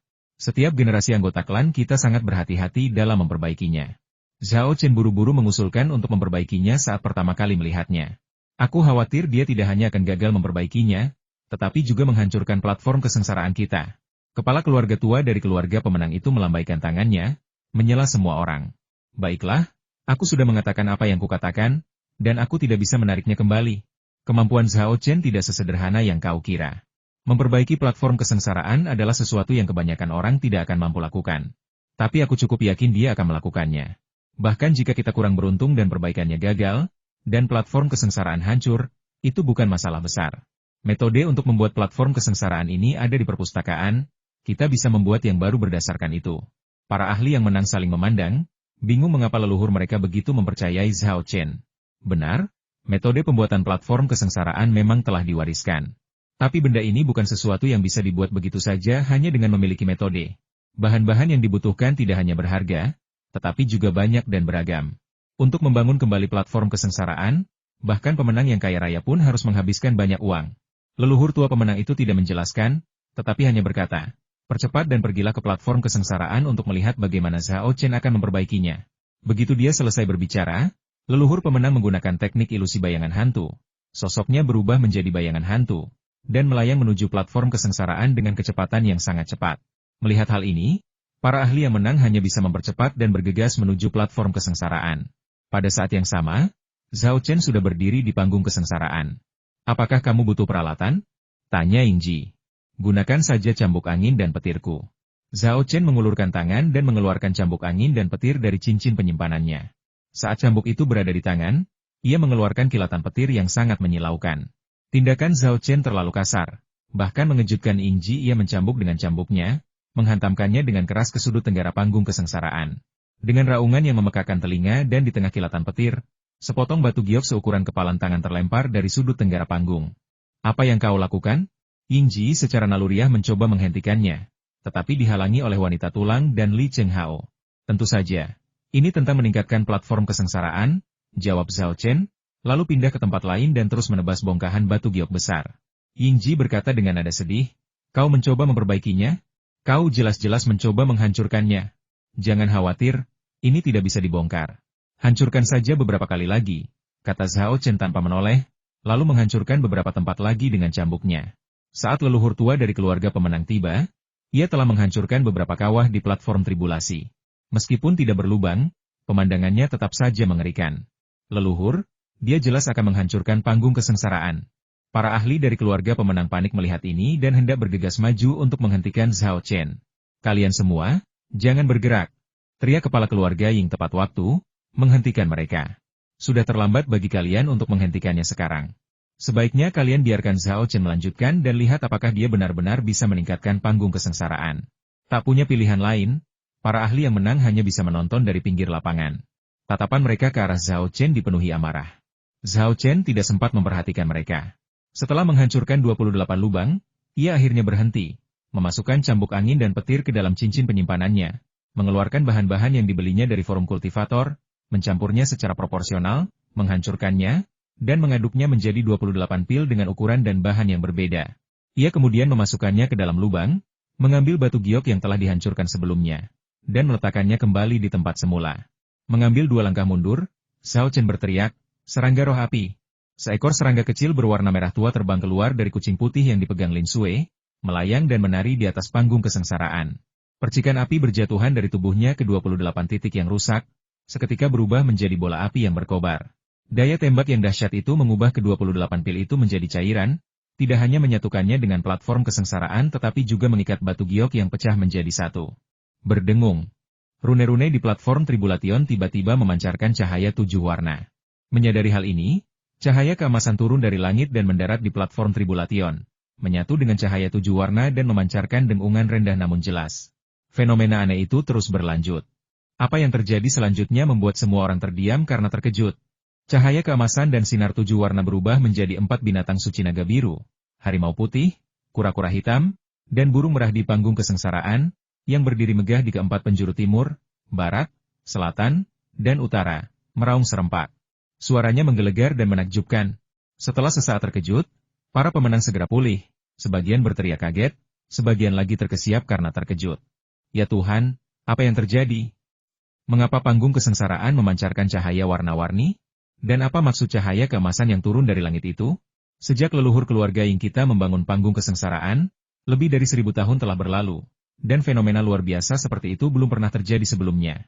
Cahaya-cahaya ini benar-benar berubah menjadi bayangan 4 binatang suci? Apa sebenarnya yang dilakukan Zhao Chen pada panggung kesengsaraan? Mengapa begitu banyak fenomena aneh terjadi? Apakah ini hal baik atau buruk? Saya merasa energi yang terpancar dari platform kesengsaraan telah meningkat secara signifikan dibandingkan sebelumnya. Mungkinkah Zhao Chen telah melakukan peningkatan yang efektif pada platform kesengsaraan? Para ahli belum pernah melihat fenomena aneh seperti itu sebelumnya. Dan meskipun mereka membahasnya di antara mereka sendiri, mereka tidak dapat mencapai kesimpulan. Hanya mata sang patriark yang menang itu yang berbinar. Lalu dia tertawa terbahak-bahak bercampur kegembiraan dan kegembiraan. Para ahli yang menang cukup terkejut dan bertanya satu persatu. Leluhur, apa yang kau tertawakan? Di antara mereka, seorang yang cerdas bertanya. Leluhur, tahukah kau apa sebenarnya fenomena aneh ini? Leluhur pemenang mengangguk dan menjawab, cahaya keemasan yang turun dari langit, bersama dengan fenomena aneh seperti 4 binatang suci yang dipanggil oleh energi. Semuanya mengarah pada hal yang sama, platform kesengsaraan keluarga pemenang kita telah beresonansi dengan langit dan bumi ini. Apa? Platform kesengsaraan telah beresonansi dengan langit dan bumi? Hal seperti itu bisa terjadi? Luar biasa. Kalau aku tidak melihatnya dengan mata kepalaku sendiri, Aku tidak akan percaya itu nyata. Para pemenang dan pakar saling memandang dengan takjub. Beberapa orang bertanya dengan khawatir, leluhur, apakah hal yang baik atau buruk bahwa platform kesengsaraan beresonansi dengan langit dan bumi? Leluhur tua dari keluarga pemenang mengerutkan kening, memelototi pria itu, dan mendengus, omong kosong, tentu saja itu hal yang baik. Ini berarti tingkat dan energi platform kesengsaraan kita telah meningkat pesat. Baik itu orang maupun benda, apapun yang dapat berkomunikasi dengan langit dan bumi adalah harta karun tertinggi. Ia menatap Zhao Chen, matanya dipenuhi rasa terima kasih. Kau tidak tahu.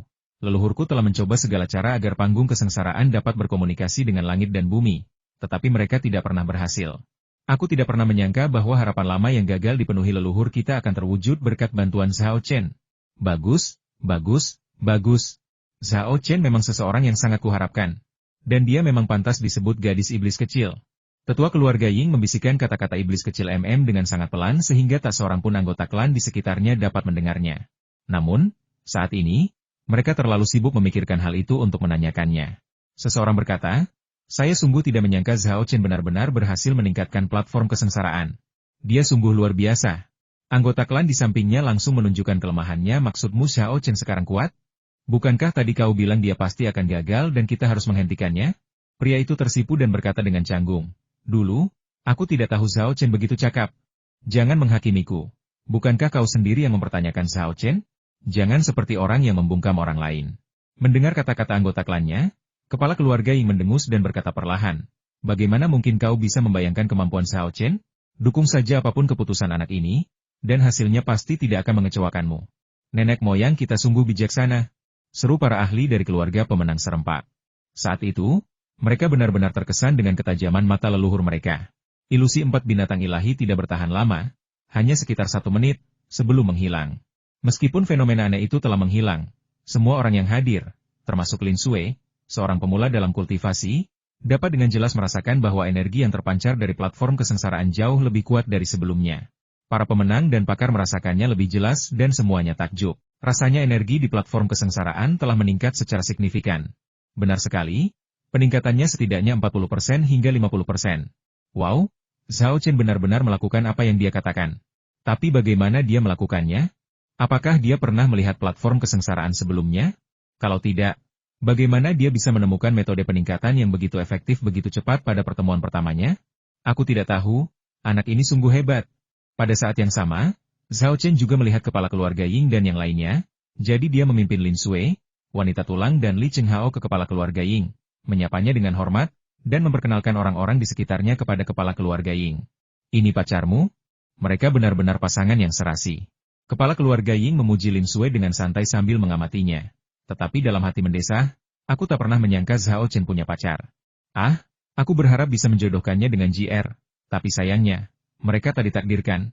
Setelah memperkenalkan orang-orang di sekitarnya, Zhao Chen dengan tulus berterima kasih kepada mereka. Berkata, leluhur, terima kasih telah meminjamkan saya panggung kesengsaraan dan telah datang membantu saya secara pribadi. Dengan bantuan Anda, peluang saya untuk mencapai tahap ketenangan batin telah meningkat pesat. Kepala keluarga Winning melambaikan tangannya berulang kali. Tersenyum sambil berkata, jika ada yang harus berterima kasih, itu adalah kami. Kalian telah membantu kami menyempurnakan platform kesengsaraan, meningkatkan efektivitasnya secara signifikan, dan memungkinkannya beresonansi dengan langit dan bumi, memenuhi harapan leluhur kami yang telah lama disayangi. Ini pasti akan membawa berkah bagi keturunan kami. Menyebutmu sebagai dermawan agung kami tidaklah berlebihan. Jika kalian perlu mengalami kesengsaraan lagi, datanglah saja. Platform kesengsaraan ini akan selalu terbuka untuk kalian, teman-teman kalian, dan bawahan kalian. Terima kasih banyak, leluhur. Zhao Chen sangat gembira dan berterima kasih lagi. Dengan bantuan panggung kesengsaraan, akan jauh lebih mudah bagi Lin Sui dan Zhao Ling untuk menghadapi kesengsaraan di masa depan. Para ahli pemenang di pinggir lapangan saling berpandangan dengan bingung. Mereka tidak pernah menyangka bahwa sang leluhur akan sangat menghargai Zhao Chen. Platform kesengsaraan selalu menjadi harta karun yang dijaga ketat oleh para pemenang. Memberikannya kepada Zhao Chen saja sudah merupakan pengecualian, dan sekarang bahkan teman-teman dan bawahannya pun dapat menggunakannya. Tapi sekali lagi, semua orang mengerti. Jika bukan karena Zhao Chen, platform kesengsaraan tidak akan secanggih ini. Memberikan pengecualian untuknya sangatlah masuk akal. Ada satu hal yang sulit dipercaya oleh para ahli pemenang. Jika Zhao Chen berhasil melampaui kesengsaraannya kali ini, ia akan memasuki tahap keheningan bawaan, sebuah alam yang tak pernah bisa dicapai oleh banyak kultivator seumur hidup mereka. Namun, Sang patriar percaya bahwa ini bukanlah akhir baginya. Ia masih bisa terus melampaui kesengsaraan. Bukankah itu berarti kultivasinya bisa mencapai tahap pantang biji-bijian, atau bahkan pernapasan embrionik? Untuk sesaat, tatapan mereka ke arah Zhao Chen dipenuhi dengan campuran keterkejutan, iri hati, dan keraguan. Zhao Chen memperhatikan hal ini dan cukup bingung, tetapi ia tidak bertanya. Ia hanya berkata, "Leluhur, aku akan menjalani kesengsaraanku. Tolong jaga Lin Xue untukku." Patriar tua itu tersenyum dan mengangguk, lalu berkata, "Lin Xue akan baik-baik saja denganku di sisinya. Ayo, kita tinggal di sini dan tingkatkan reputasimu." Zhao Chen tersenyum dan berkata, "Para leluhur, kalian tidak hanya bisa meningkatkan moral dan gengsiku. Saat aku kesulitan, aku harap kalian bisa membantu." Tanpa diduga, leluhur tua dari keluarga pemenang itu menggelengkan kepalanya. "Menurutku, meskipun kesengsaraan 5 elemen itu mengerikan, itu bukan masalah bagimu. Kau sama sekali tidak membutuhkan bantuan kami. Kau bisa mengatasi kesengsaraan 5 elemen dan memasuki tahap keheningan bawaan dengan kekuatanmu sendiri. Satu-satunya hal yang ingin ku ketahui adalah seberapa banyak kesengsaraan 5 elemen yang bisa kau tarik dan berapa lama kau bisa bertahan. Meskipun bantuan dari luar memudahkan proses mengatasi kesengsaraan, hal itu tidak sepenuhnya bergantung pada kemampuan diri sendiri. Oleh karena itu, berbagai masalah dapat dengan mudah muncul setelah kesengsaraan, seperti penyimpangan ki atau kerasukan setan. Masalah-masalah ini hanya dapat diatasi dengan memenuhi kebutuhan tubuh dengan ramuan obat dan zat spiritual dalam jumlah besar setelah kesengsaraan. Mereka yang mengatasi kesulitan dengan kekuatan mereka sendiri akan memiliki kultivasi dan kondisi mental yang lebih stabil. Oleh karena itu, bahkan murid dari keluarga kultivasi atau sekte besar pun tidak akan menerima bantuan dari guru atau tetua mereka ketika mereka mengalami kesulitan kecuali benar-benar diperlukan. Zhao Chen tidak menyangka kalau leluhur pemenang begitu percaya padanya. Yakin bahwa dia pasti mampu mengatasi kesengsaraan 5 elemen dan maju ke tahap ketenangan bawaan. Setelah terkejut sesaat, ia tertawa, menangkupkan tangannya, dan berkata, "Terima kasih atas kata-kata baikmu, leluhur. Semoga semuanya berjalan lancar." Ia kemudian menoleh ke Lin Xue dan berkata, "Kau tetap di sini dan dengarkan apa yang leluhur katakan." Lin Xue dengan sungguh-sungguh mengingatkannya, "Berhati-hatilah." Zhao Chen mengulurkan tangan dan mencubit pipinya dengan lembut. "Jangan khawatirkan aku. Tunggu saja kedatanganku yang penuh kemenangan." Kemudian, ia menangkupkan tangannya ke arah para ahli di sekitarnya dan Ningji. Lalu berkata, "Terima kasih atas dukungan kalian semua." Para ahli yang menang membalas salam dan menyatakan posisi mereka. "Terima kasih kembali. Kami seharusnya berterima kasih padamu. Jangan khawatir, jika terjadi kesalahan nanti, kami pasti akan melakukan apapun untuk membantu Anda." Zhao Chen tersenyum dan tidak berkata apa-apa lagi, lalu berbalik dan melangkah menuju panggung kesengsaraan. Wanita tulang dan Li Sungho ingin pergi bersamanya, tetapi leluhur pemenang menghentikan mereka. "Jangan pergi ke sana. Tetaplah di sini dan dukung dia. Pergi ke sana akan berdampak padanya." Keduanya bertukar pandang, ragu-ragu dan tak mampu mengambil keputusan. Saat itu, Zhao Chen berkata tanpa menoleh, "Dengarkan leluhur, tetaplah di sana dan dukung aku." "Ya." Bone Woman dan Li Sungho menjawab serempak. Leluhur tua keluarga pemenang melirik keduanya dan berpikir, keduanya cukup setia kepada Zhao Chen. "Aku penasaran bagaimana aku bisa memenangkan hati mereka." Wanita tulang memiliki gelang yang menyembunyikan aura iblisnya.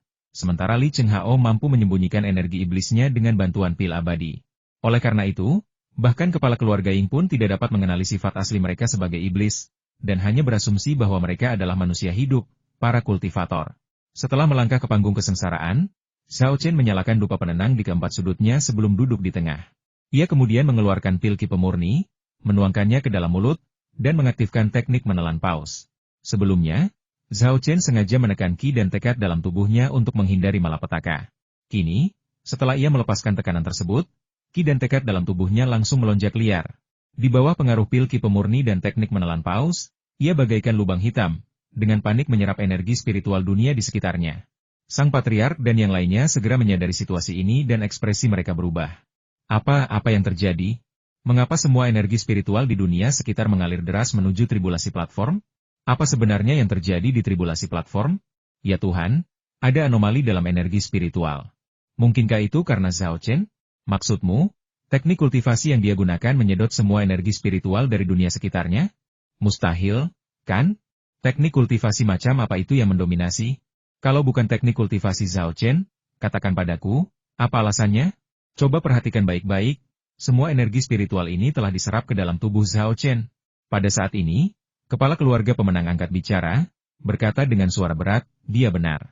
Energi spiritual di dunia sekitar memang telah diserap oleh teknik kultivasi Zhao Chen." Zhao Chen sekarang seperti paus raksasa di laut dalam, dengan panik menyedot dan memberi makan. Tak seorang pun meragukan penilaian leluhur. Demikianlah, para ahli yang menang berseru kaget. Ya Tuhan, ini ternyata efek dari teknik kultivasi. Teknik kultivasi macam apa ini yang mampu menyerap energi spiritual langit dan bumi dengan begitu kuatnya? Sungguh tak terbayangkan. Kupikir Zhao Chen hanya ahli dalam alkimia dan pembuatan senjata, tapi aku tak pernah menyangka metode kultivasinya lebih kuat dan aneh lagi. Tak ada metode kultivasi di keluarga Ying kita yang bisa menandingi metode ini dalam menyerap energi spiritual. Penyerapan energi spiritual yang begitu kuat, namun tubuh Zhao Chen mampu menahannya dan tidak hancur. Bahkan dengan bantuan pil Ki pemurni untuk menghilangkan kotoran dari energi spiritual, jumlahnya tetap mencengangkan. Seberapa kuat organ dalam, meridian, dan pembuluh darahnya? Ini juga merupakan pertanyaan yang membuat para leluhur tua para pemenang penasaran. Terutama mengenai pertanyaan terakhir, ia tak kuasa menahan diri untuk bergumam dalam hati. Aku penasaran, berapa lama Zhao Chen mampu menahan penderitaannya saat ia mencapai tahap kedua pembersihan sumsum tulang dan pendengaran Qi? Sungguh tak masuk akal ia mampu menempa tubuhnya hingga tingkat sekuat itu. Bahkan di antara leluhur keluarga Yingku, kurasa hanya segelintir leluhur yang mengolah kekayaan besar yang memiliki organ dalam dan meridian sekuat itu. Zhao Chen tidak menyadari teriakan dan sorak-sorai orang banyak, karena dia telah memasuki keadaan sepenuhnya asyik dengan dunia di sekelilingnya. Tingkat kultivasinya juga melambung dan terus meningkat selama proses ini. Akhirnya, kultivasinya mencapai ambang tahap tenang alam bawaan. Ini memicu bencana 5 elemen. Itu akan datang. Leluhur pemenang adalah orang pertama yang menyadari bahwa malapetaka sedang mendekat. Mendengar kata-katanya, semua orang menjadi bersemangat dan menatap Zhao Chen, memperhatikan kondisinya dengan saksama. Lin Sui bahkan tanpa sadar menggenggam kedua tangannya dan berdoa untuk Zhao Chen.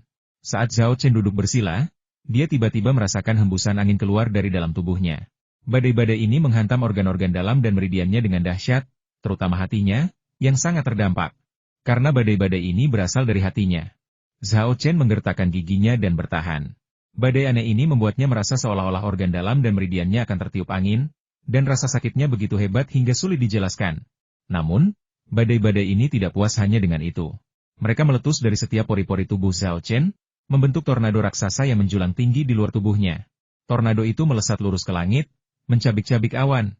Menuju Zhao Chen, mulut naga itu terbuka lebar, menggigitnya, gigi-gigi tajam bagaikan badai yang tak terhitung jumlahnya tanpa henti mencabiknya. Leluhur, ada apa dengan semua angin ini? Apakah Zhao Chen akan baik-baik saja? Melihat Zhao Chen menderita, Lin Sui merasa patah hati dan sangat khawatir. Tetapi dia tidak mengerti kesengsaraan 5 elemen, jadi dia hanya bisa meminta nasihat kepala keluarga Ying. Leluhur tua dari keluarga pemenang menjawab, angin dikaitkan dengan kayu. Jadi inilah bencana kayu dalam 5 elemen. Angin ini berasal dari hati Zhao Chen dan juga dikenal sebagai angin hati. Namun, setelah mendengar bagian pertama penjelasannya, Lin Sui sedikit rileks. Namun, ketika mendengar kata namun, ia langsung menegang lagi dan bertanya dengan nada mendesak. Leluhur, namun apa? Leluhur pemenang menjawab, ketika orang lain mengalami kesengsaraan 5 elemen, angin hati yang mereka temui paling banyak hanya menutupi tubuh mereka. Tetapi angin hati Zhao Chen justru melesat ke langit dan berubah menjadi naga angin. Angin hati sebesar itu sungguh langka. Ah, jantung Lin Sui berdebar kencang. Bagaimana ini bisa terjadi? Bukankah Zhao Chen dalam bahaya? Memang ada bahaya, tapi juga peluang besar. Jawab leluhur pemenang. Semakin besar kekuatan kesengsaraan, semakin cepat dan stabil kultivasi seseorang setelah berhasil mengatasinya. Apa yang orang lain butuhkan waktu 1 tahun untuk mencapainya, mungkin hanya butuh beberapa bulan atau bahkan sebulan untuk mencapainya. Selain itu, kesengsaraan sangat stabil dan tidak rentan terhadap kesalahan. Namun, semakin besar kekuatan kesengsaraan, semakin sulit untuk berhasil mengatasinya. Begitu seseorang gagal mengatasi kesengsaraan, semakin besar pula kerusakannya. Segala sesuatu memiliki kelebihan dan kekurangan, dan kesengsaraan tidak terkecuali. Akankah Zhao Chen berhasil mengatasi kesengsaraan ini? Tanya Lin Sui. Leluhur tua keluarga pemenang menggelengkan kepala dan tersenyum pahit. Aku tidak berani mengambil kesimpulan sekarang. Aku belum pernah melihat kesengsaraan 5 elemen sekuat ini sebelumnya. Aku hanya melihat catatannya di beberapa buku kuno. Kemudian raut wajahnya berubah serius, dan ia memerintahkan para ahli keluarga pemenang di sekitarnya semuanya tetap waspada dan siap membantu Zhao Chen kapan saja. Ya, jawab para ahli pemenang serempak. Mereka belum pernah melihat orang yang memiliki kesengsaraan kayu sekuat itu. Setelah bersiap membantu Zhao Chen, mereka tak kuasa menahan diri untuk berdiskusi. Ya ampun. Angin hati yang ditimbulkan oleh bencana hutan ini sungguh mengerikan. Angin itu berubah menjadi tornado, sungguh pemandangan yang menakjubkan. Saat pertama kali menghadapi kesengsaraan 5 elemen, angin hati di dalam tubuhku nyaris tak menyelimutiku. Meski begitu, aku sudah merasa cukup hebat. Tapi sekarang, melihat angin hati yang dilepaskan Zhao Chen, aku menyadari betapa sempitnya pikiranku. Sungguh menakjubkan. Kalau angin hati saja sudah sekuat ini, seberapa dahsyatkah api jantung, tanah limpah, logam paru-paru, dan air ginjal nanti? Ya ampun. Bagaimana Zhao Chen bisa menarik kesengsaraan 5 elemen sekuat itu? Bisakah dia berhasil mengatasinya? Lin Sue sudah cemas, dan mendengar percakapan orang-orang ini membuatnya semakin bingung. Namun, saat ini, betapapun bingungnya dia tidak bisa membantu mereka, dan hanya bisa terus berdoa untuk Zhao Chen di dalam hatinya. Angin hati berbentuk naga menyiksa Zhao Chen selama hampir setengah jam sebelum akhirnya mereda. Semua orang menghela napas lega dan berseru dengan kekaguman yang luar biasa. Zhao Chen benar-benar selamat dari penyakit hati yang mengerikan. Angin hati ini bertahan sekitar setengah jam, kan? Luar biasa Zhao Chen bisa menahannya. Benarkah? Kalau mungkin aku sudah menyerah sejak lama. Jiwa Zhao Chen sungguh luar biasa kuat. Dalam teori 5 elemen, hati dikaitkan dengan elemen kayu dan jiwa. Oleh karena itu, angin hati ini tidak hanya merusak tubuh Zhao Chen, tetapi juga menempa jiwanya. Hati setiap orang dengan cepat dipenuhi kecemasan lagi. Karena musibah kayu baru saja berlalu, musibah kebakaran langsung menyusul. Zhao Chen merasakan api yang berkobar tiba-tiba meletus dari hatinya. Panas yang hebat membakar organ-organ dalamnya dengan rasa sakit yang luar biasa, dan darah serta tubuhnya terasa seperti mengering. Api-api hati ini tidak puas berkobar hanya di dalam tubuhnya. Seperti angin hati, api-api itu juga muncul dari pori-porinya dan, dengan suara kicau, berubah menjadi seekor phoenix yang sangat indah. Ia terbang lurus ke langit, dan dengan setiap kepakan sayapnya, hujan api akan turun, hanya mendarat di Zhao Chen. Api batin ini tidak hanya membakar tubuh Zhao Chen, tetapi juga menempa jiwanya. Orang-orang menatap dengan mata terbelalak, dan setelah beberapa lama, seseorang tergagap, api batin yang mengerikan. Api hati yang menyala-nyala itu berlangsung sekitar setengah jam, mirip dengan api hati yang menyala-nyala. Ketika api mereda, orang-orang tidak bernapas lega seperti sebelumnya.